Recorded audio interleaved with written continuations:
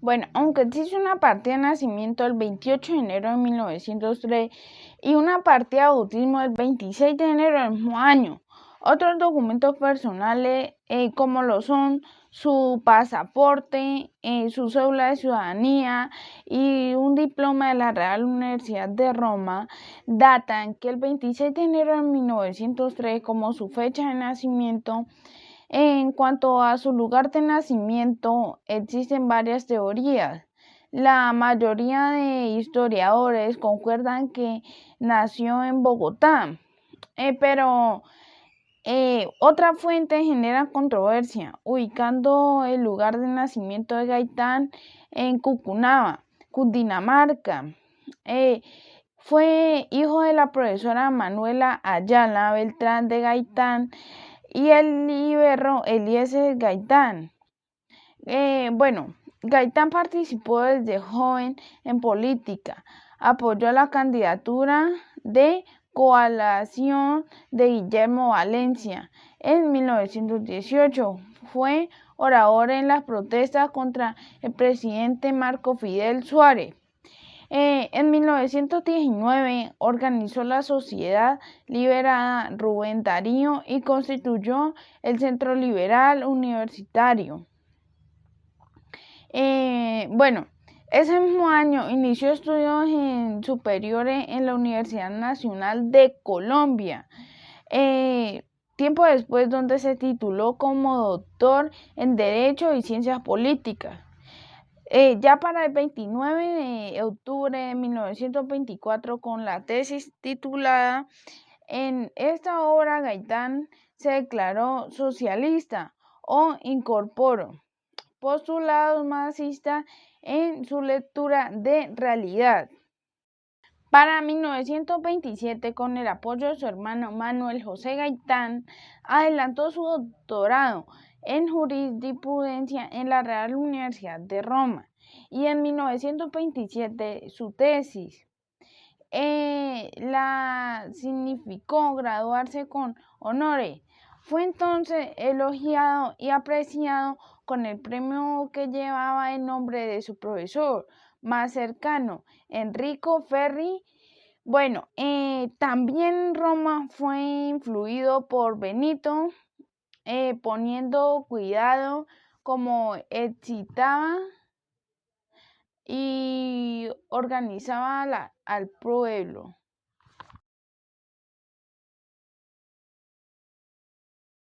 Una vez en Colombia posesionado como congresista, lideró entre el 3 y el 6 de septiembre de 1929 un debate de control en el Congreso debido al asesinato de números indeterminados de trabajadores de la United Fruit Company en la región de Ciénaga, en el departamento del Magdalena. Los obreros exigían condiciones laborales dignas, hasta entonces inexistentes, y un trato justo por parte de sus empleadores. La matanza de estas personas es conocida en la historia del país como la masacre de las bananeras. Este gesto le valió a Gaitán el título del Tribuno del Pueblo. En 1931 fue elegido presidente de la Cámara de Representantes y ejerció también como catedrático de Derecho Penal en la Universidad Nacional de Colombia, cargo que ocupó entre 1936 y 1939. Se configuró como presidente, como representante de la clase media y de aquellos que estaban fuera de la vida pública, porque los unió a través de sus discursos cargados de emoción e ilusión. Crítico también en el orden convivialista, donde la política se practicaba en círculos encerrados, es decir, que solo unas cuantas personalidades decidían el futuro del país, allí donde se encontraban concentrada la oligarquía que mantenía dominado el ámbito de la vida en el país. En 1933 fundó el movimiento político Unión Nacional de Izquierda Revolucionaria y su órgano periodístico, el Unirismo, que poco tiempo después disolvió para vincularse el Partido Liberal, desde donde se planteó la necesidad de una reforma agraria, seducido por dirigentes tradicionales del Partido Liberal. Asumió el cargo de alcalde de Bogotá en 1936, adelantó reformas sociales, promovió la municipalización de los servicios públicos y trató de establecer los restaurantes o comedores escolares. Otras iniciativas suyas no gozaron de la aprobación popular, como las de prohibir el uso de las ruanas, las alpargatas, uniformar a los lustrabotas y a conductores de taxis, quienes con un paro y bloqueo de vías presionaron su renuncia. En 1940, el presidente Eduardo Santos de Montejo lo nombró ministro de Educación, cargo en el cual emprendió una campaña de alfabetización. Implantó el zapato escolar gratuito, los restaurantes escolares, el cine educativo ambulante, la extensión cultural masiva e inició el Salón Nacional de Artistas. En los años siguientes, Gaitán continuó su intensa vida pública como jurista, público y caudillo. Su acción política se dirigió contra la oligarquía y por la restauración.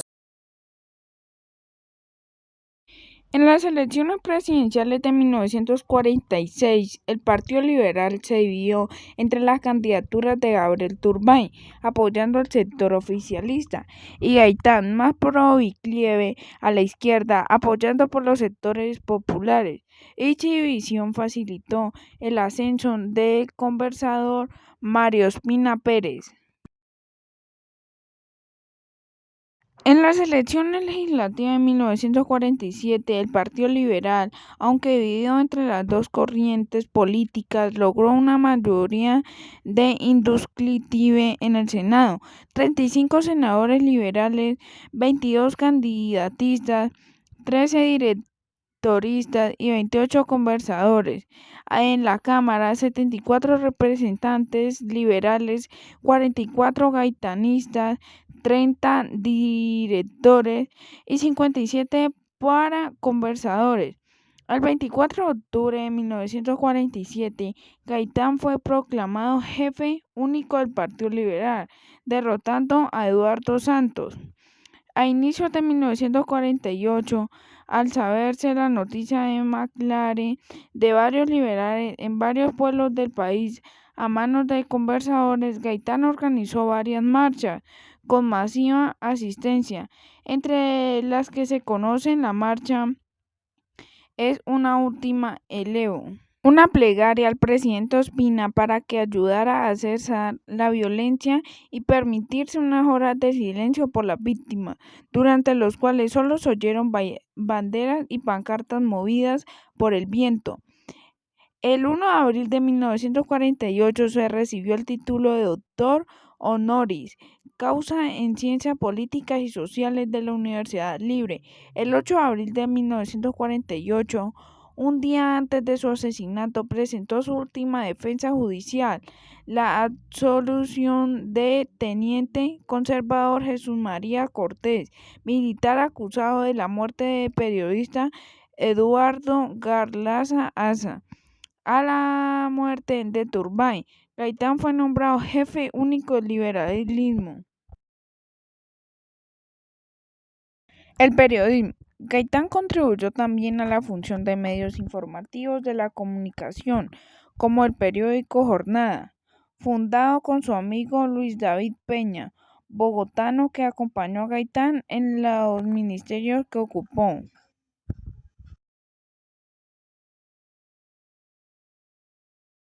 De abril de 1948, cuando estaban defendiendo la entrada del teniente Cortés, Jorge Eliezer Gaitán reposó y salió el mediodía del viernes 9 a encontrarse con un almuerzo con su amigo Flinio Méndez Nuez.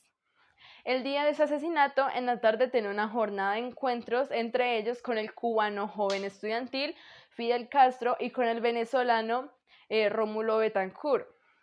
A la salida del edificio donde él trabajaba, lo estaban esperando unos jóvenes, donde solamente se ha identificado uno, que es Juan Sierra.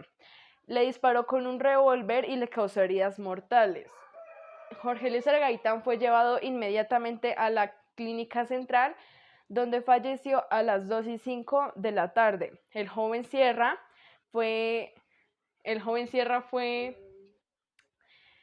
lo llevaron, lo amarraron con unas corbatas y lo arrastraron hasta la Plaza Bolívar. Cuando se supo sobre el asesinato y la muerte de Gaitán, la gente se reunió muy rápidamente y empezó a hacer protestas donde iban a ir al Palacio de Nariño, donde estaba el presidente. Pero la policía militar y la defensa no lo permitió. Cuando el pueblo, la conglomeración, le dio paso a 5 tanques de guerra. Le dio paso a 5 tanques de guerra que pensó que estaban a su favor. Y realmente al inicio era así. Lo que pasó fue que el coronel que los comandaba fue asesinado.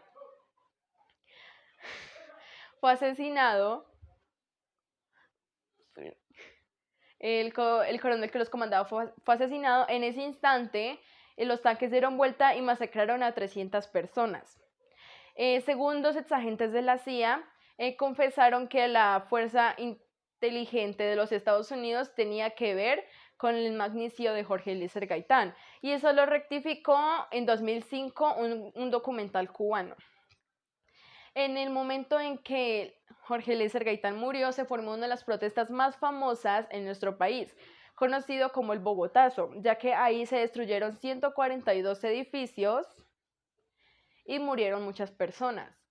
También los enfrentamientos bipartidistas dieron paso a una protesta también muy famosa que fue titulada La Violencia. Como forma de protesta, los familiares de Gaitán se negaron a llevar sus restos a un cementerio hasta que el gobierno de turno cayera.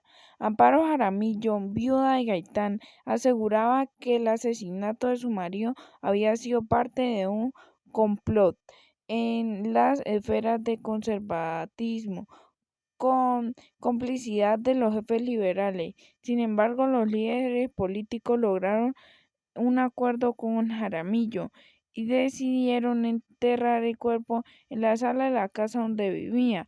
El 9 de abril de 1988, los restos de Gaitán fueron trasladados al llamado Patio de la Tierra, que forma parte del proyecto explorativo nacional.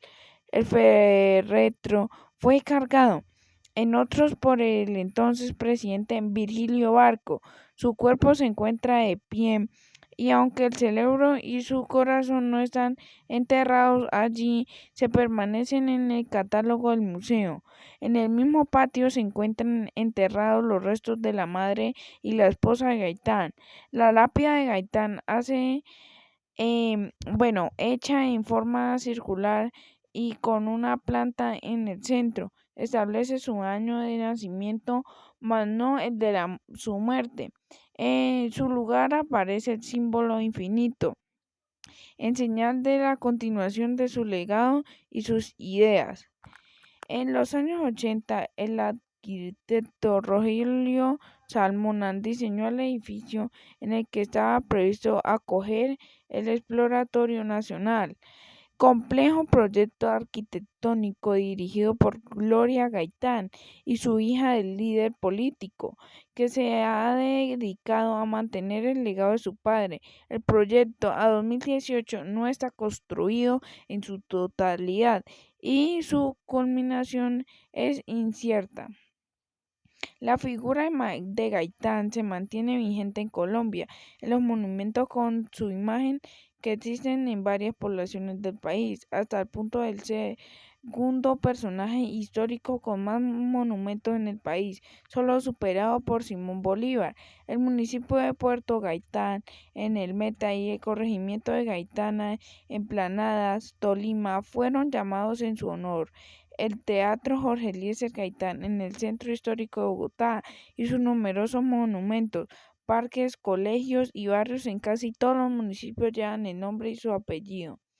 En Claudio Liberal, la canción A la carga de Pacho Galán era un homenaje que sonaba en los sitios que frecuentaba el líder político.